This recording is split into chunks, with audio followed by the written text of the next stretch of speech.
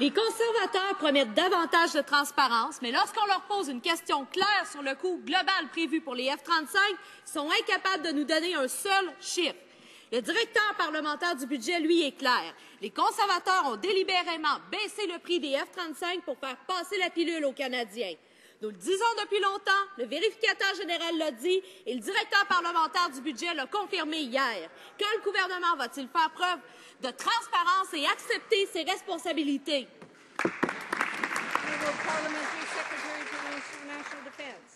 Merci, Madame la Présidente. Et c'est clair que les déclarations de mon honorable collègue ne sont pas vraies du tout.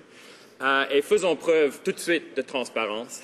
Le programme pour remplacer nos avions chasseurs, les CF-18, est gelé financièrement. Ça fait partie d'un programme de 7 points dont on parle beaucoup dans cette Chambre, mais je pourrais répéter encore une fois que les estimations de coûts pour toute la vie d'un remplaçant des CF-18 vont être présentées à cette Chambre sous l'égide d'un nouveau secrétariat. Les coûts vont être vérifiés indépendamment par le Conseil de Trésor et on va faire... L'honorable député d'Abitibi-Témiscamingue. Pas dupes. Entre la version des conservateurs et les faits objectifs du directeur parlementaire du budget, ils choisiront les faits.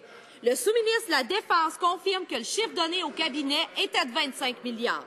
Mais comme le directeur parlementaire du budget l'a affirmé hier, et je cite, « Malheureusement, ce n'est pas le chiffre qu'ils ont communiqué publiquement. » Mensonge et confusion règnent dans ce dossier. Donc, qui, dans ce gouvernement, a pris la décision de communiquer des faux chiffres aux contribuables? Merci, Madame la Présidente. Ce gouvernement assume toutes ses responsabilités. On a présenté des coûts en conformité avec les pratiques canadiennes en matière d'approvisionnement. On n'a jamais caché les coûts opérationnels des CF-18 et les coûts absolument définitifs pour toute la cycle de vie d'un remplaçant pour les CF-18 vont être présentés à cette Chambre pendant les années à venir.